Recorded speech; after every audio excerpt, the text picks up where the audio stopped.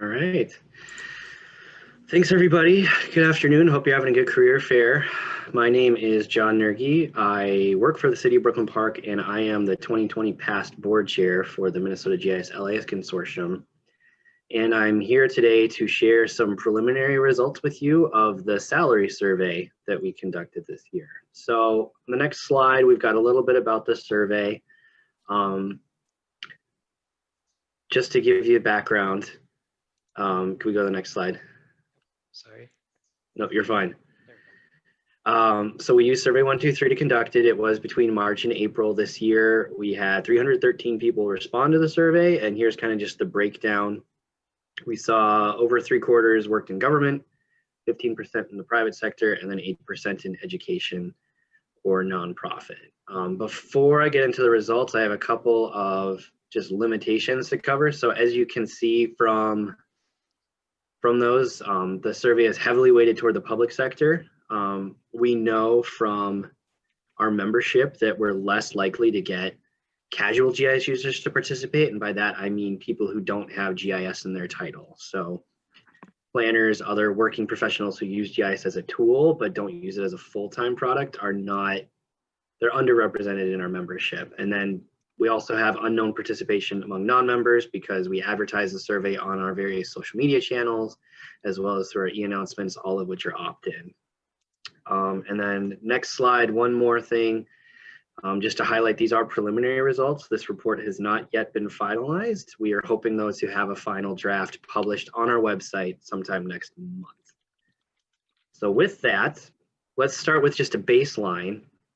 So of those 313 people that responded to the survey, this is kind of what it looks like as far as the ranges of salaries broken down by $10,000 brackets. Just some numbers on this. The top 5 salaries that were reported were 130,000 or higher. The bottom 5 were 34,000 or lower. You can see that this is not a normal curve, so we do have a bit of a right skew toward higher salaries, but a third of the respondents roughly reported a salary somewhere between $60,000 and $80,000, and then a third each on either end of that. So 60,000 to 80,000 was kind of like our middle of the ground range. So we broke down these. We asked lots of questions in the salary survey, so we break down these numbers by a lot of different categories. I do want to put a word of caution though, which is that every single one of these presents a single data point, but none of these should be interpreted as like that's the only factor in these salaries. So in this case, we're looking at job title. We can see there's some different categories here. But just to take like that GIS manager, which is the second highest reported median salary, looking at the 22 people who reported being a GIS manager, 17 of those 22 people had 10 or more years of experience. So that's where, you know, there's not one factor that determines your salary, but even so, we can kind of explore these and see what general trends are. So highest median salaries we saw were for developers, managers, and coordinators. GIS coordinator is kind of a term that's used a lot in the government space for your top GIS person if there's not a GIS manager. So these weren't terribly surprising to see, but you can see that median salaries for pretty much every position we're seeing at 60,000 or above. If we break this down by sector, so I mentioned 3/4 were from governments. Of that, about half of those people, or sorry, about a third of those people work in state government, about a quarter in county and regional, and then the remainder in local government. I can't really explain why we're seeing local government as the highest median value. One hypothesis I would have is because we had a larger sampling of those other areas, we just got a larger range of participants. But you can see also we do report those bottom and top numbers are the minimum or the lowest and highest salaries reported as well, because we just want to show we have these median values, but there's still within every single one of these, there are pretty wide ranges of salaries. Hey, John, just chiming in with one piece of anecdotal evidence anyway. With my background in land records, I know this to be true. Most County governments, a large portion of their budget is made up by taxation on property, whereas local government and state government don't necessarily have that option. So county government budgets are typically a little more stable, and perhaps that can account for some of the higher salary ranges as well. Sure. Always all kinds of factors that we can we can theorize on. Looking at years of experience, this is probably the most predictable chart that we'll have in the report, which is the more experience you have, you see that your salary slowly increase. It's nice to see that that 60,000 mark where you break into that middle third happens, at least for this 313 people, you know, fairly early on, which I think is a promising thing, and also in my own anecdotal experience as well, a pretty typical thing, which is, you know, getting to a decent salary in GIS does not take necessarily a significant amount of time. And then if you continue to stay in the industry, there's good opportunities to find promotions, find new positions and things like that. We did see in those reports the split between 5 to 10 years and 10 to 15 years is the largest split. But again, I'd point out that a large percentage of our respondents had 10 or more years of experience, so that could also explain why that jump is as big as it is between those two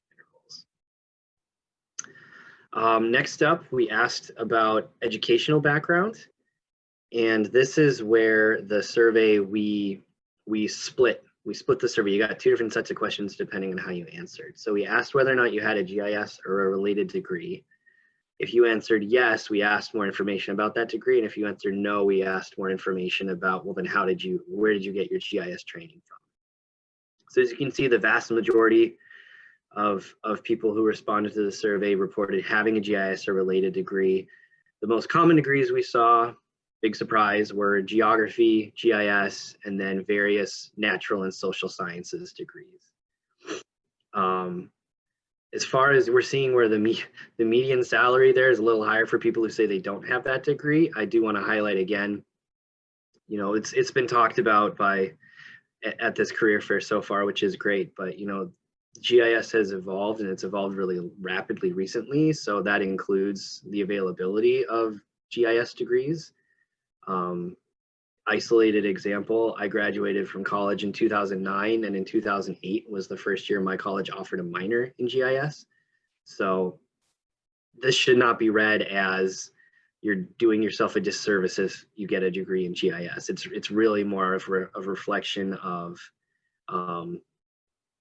how GIS education has evolved, I think. It's also interesting to see, you know, the number of people who got formal or certified training or were self-taught on the job have competitive salaries as well, which I think is a great thing, which is GIS is something that's approachable to everybody. It's not necessarily something you have to have gone to college and gotten a degree in. It's something you can pick up mid-career. And we're seeing that in those values. All right, so next up, we've got a series of slides on proficiencies or skill sets. So instead of reporting every single one of these medians, because there's 9 different categories, for this presentation, I just grouped them based on whether or not they showed much differentiation in that median salary. The full numbers and everything will be available in the report that comes out next month. But when I talk about differentiators, I mean, for each one of these skill sets, we asked people who took the survey to report if they had no experience, beginner, intermediate, or advanced. So the differentiators we're talking about is between people who reported having no experience or beginner to people who reported they had advanced skills. So for these 3 categories, we saw a salary gap anywhere between $1,000 to $8,000. I think it's pretty unsurprising to see desktop and web GIS as not significant differentiators, just because those are kind of the core skills that if you're going to do anything with GIS, you kind of need to know those 2 things today.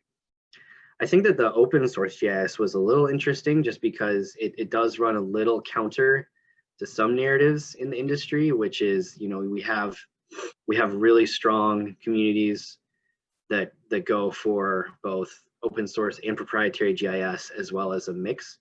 I think an important thing with this one though is we have to remember our sample population. So this is, even though it shows up here, it doesn't mean that knowing open source GIS doesn't benefit you. And I don't think it either means knowing open source GIS is a negative either. So it's just one of those, in the responses we got, it did not show to have a significant difference in your reported salary. Going to the next one, these were kind of our mid-range differentiators. So this, we saw salary gaps between $9,000 and $18,000. Cartography, remote sensing, data analysis. Data analysis was in this group where we saw that highest gap. My guess is that because that is such a broad subjective term, there's probably a lot more granularity within that could explain that difference as far as what exactly does data analysis mean. But I do think that these values make sense, that they do kind of sit on top of knowing those core GIS skills, as these are things you can really specialize in. And that's where you see, once you start to specialize more in GIS, that's where you tend to see salaries increase. And then lastly, this is one that I think is a little bit surprising. Yeah, you can go ahead and go to that slide, that's fine. The largest differentiators we saw were Python, SQL, or other database management systems, and then application development. And we saw median salary gaps here between $15,000 and $24,000 between people who reported having no experience versus advanced experience. And then among these three, among all 9 of these skills, the one that we saw the largest gap on was actually SQL and other database management systems. I think this speaks, seeing this hierarchy of skill sets really speaks to what the modern GIS pro is expected to do. So it's more than just basic mapping, cartography, some data analysis. It's a more holistic approach of knowing stuff about scripting, knowing stuff about managing database systems. So you see those highly specialized roles where you see more compensation, or you see higher salaries. You're seeing people who are getting into these both developer positions as well as administrative positions, where you are almost an IT professional or a professional in that industry, or whatever industry you're in, who also does GIS as part of a suite of specialties that you're able to do. I'm going to keep this brief, so I've got one more category here. We have more areas that will break down in the actual report. I think these were the ones I'm presenting today. Not to undersell the report, but I think these are the more interesting ones. But we do have a lot more data in there that we'll be putting on our website. But on the next slide here, we'll see we did ask people to, on a volunteer basis, report identities, because we wanted to look at what types of inequities there may be in salaries for GIS professionals in Minnesota and the surrounding area. So we asked for gender identity as well as race and ethnic identity. And these are the categories. There were more categories than this that were available in the survey, but these were the categories that met our minimum threshold for the number of responses to say, like, we can report these numbers. So if it was fewer than 5% of respondents, we didn't include those numbers in the report because we were concerned that that was too small of a sample size. So, I mean, as you can read the numbers for yourself, we are seeing disparities by gender and race and ethnic identity. To dig into them a little bit more, on the gender side, I'd mentioned that there were 22 respondents who reported being a GIS manager. 18 of those 22 reported being male. 15 of another 22 respondents who reported being GIS developers identified as male. And then looking at top earners, of the top 25 earners, 3 were female, 18 were male, and 4 preferred not to answer. On the race side, of those 22 managers, 19 identified as white. Of the 22 developers, 18 identified as white. And the top 30 earners either identified as white or preferred not to answer. So stark results, not cheery results. I don't think they're terribly surprising given what we know about pay inequity in this country, but it's really valuable for the consortium to have collected this data. We are have been doing and continue to do equity work We are hopeful that having a formal report like this will help direct us to make sure that our mission of developing the GIS professional in Minnesota is as inclusive as possible. So there will be more to come. These are not numbers that we're just reporting and archiving. We are going to be using this data along with other areas in the report to really look at how can the consortium provide resources to people, both to advance their careers and to make sure that they are receiving fair compensation and reporting that out. So just last slide, I just want to say thanks for that. I know we have some time for questions. I do encourage you, if you don't already, to follow the consortium on our various social media channels. If you're not already a member or signed up for an e-announcement, you can go to our website to do that. There's my contact info if you have any questions and want to reach out. But otherwise, I also just want to say on behalf of the board of directors, thank you to everybody who's here, and especially to everybody who participated in presenting and organizing this event. This is a really amazing feat that you have all accomplished, given the situation that we're in and that we've never done this before. I'm really impressed with what you've put together as what is technically a first draft, but looks so much more professional and polished than that. So thank you very much for having me. Hope everybody has a great afternoon. Thanks, John. And yeah, I do just want to throw out another plug for these state organizations. So we've talked a lot about the Minnesota GIS LIS Consortium, but most states have an equivalent type agency. We do a lot of cooperative events and things with the Wisconsin Land Information Association. And I knew they do similar salary and job satisfaction surveys. And so they'll have some results from their annual report coming out soon.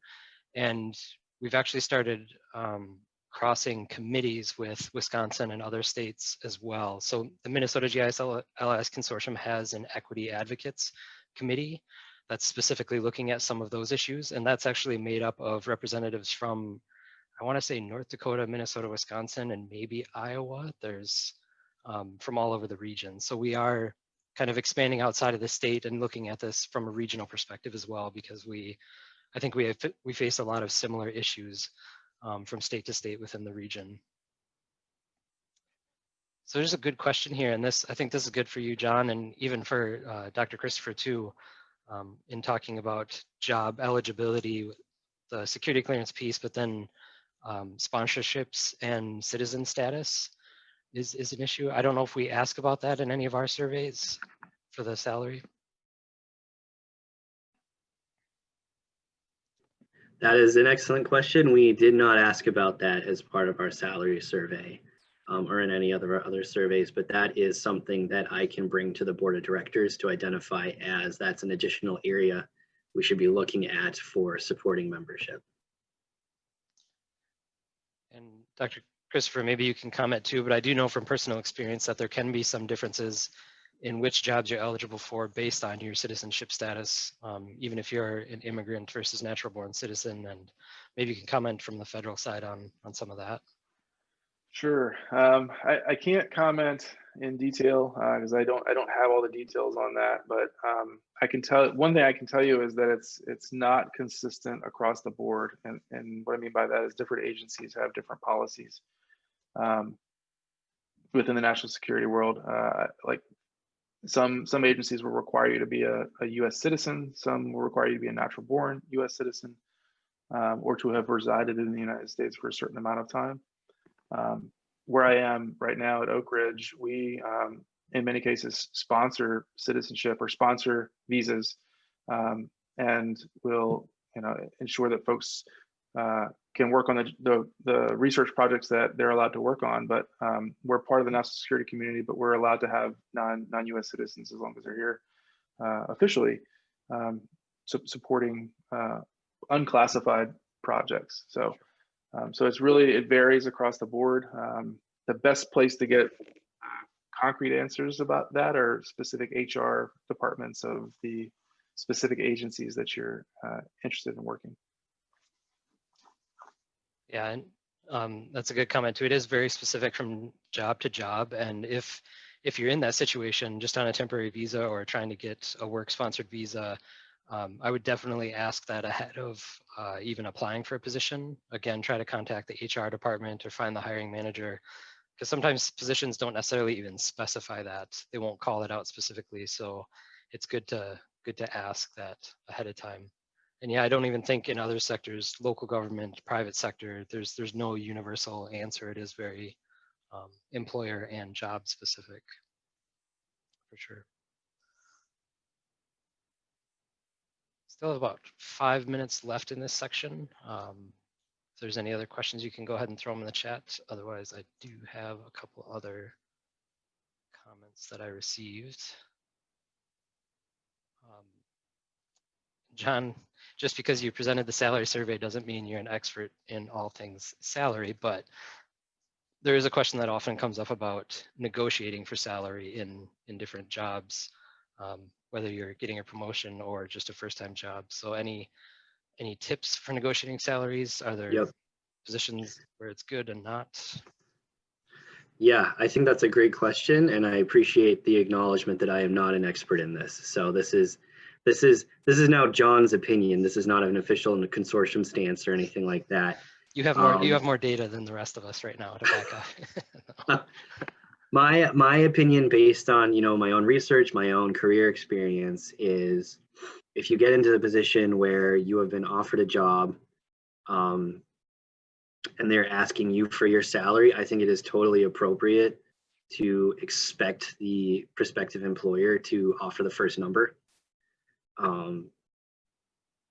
Not saying that employers are being nefarious and trying to get you to lowball yourself, but as a hiring manager, my 2 cents, or I think that's the responsibility of the organization to make that offer. Obviously, doing some research on that position in the area, checking Glassdoor, which using our salary survey, things like that. Of course, every job is unique.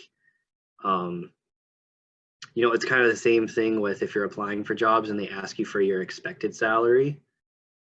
You kind of have to make your own call there. If it's a required field, you can always put in a number and in parentheses put something like negotiable, or as a hiring manager, I don't know if there was an ideal candidate that I would choose somebody else just because somebody else gave me a salary that they'd accept. I want to go after the best candidate and work on the salary at that point. And I do feel like it's the organization's responsibility to make that initial offer. And it's totally appropriate if they ask you to bump it back and say, I would really like to hear from you first. But if there's other people on here who have a different opinion, I think that would be valuable for people to hear too. Yeah, and I know it can be tricky. And again, speaking difference between public sector and private sector, more often than not, public sector positions will have a specified starting salary, and it again could be tied to a union thing or some internal organizational policies and things that it's not negotiable at the start. But beyond salary too, one thing that I didn't even think about until way later in my career is there's things other than salary that are negotiable as well. If they have paid time off, vacation time, a lot of times that can be negotiated to either match what you're currently getting at your current employer or to make up for a salary difference that they can't quite match. And now, especially these days, negotiating work location, work situation is more important now than ever too, I think. And that's definitely something that can be, even if this position specifies a certain office location, even negotiating where your work location or flexibility in work hours, those sorts of things, to keep all that in mind. Because more often than not, you're trying to find a holistic fit for you, not just money, but time and location and everything else. So don't just negotiate salary. I think back on the salary topic too, if you're offered a salary that is maybe a little lower than you'd like, but you still really want the job, it's also, I think, an okay question to ask about before you accept a position. Ask them about what does salary review look like? So do they do annual raises? Are there bonuses? Asking those kinds of questions ahead of time. I think sometimes we avoid those because we're socially taught, like, don't talk about money because it's really rude, but value yourself. I mean, if it's a good thing to, it's a much better thing to find out before you accept a job than on day one find out that there's currently a salary freeze and you're not going to get a raise for 5 years. I mean, at least you know that kind of stuff going in. So yeah, asking about room for growth and stuff like that when you're negotiating a job, I think is a good one to ask too, even if it is a fair salary, just kind of knowing going in Definitely. what to expect. All right. Thanks for all that, John. And yeah, again, contact the consortium if you have any questions about it, and keep an eye out on the website for the updated results.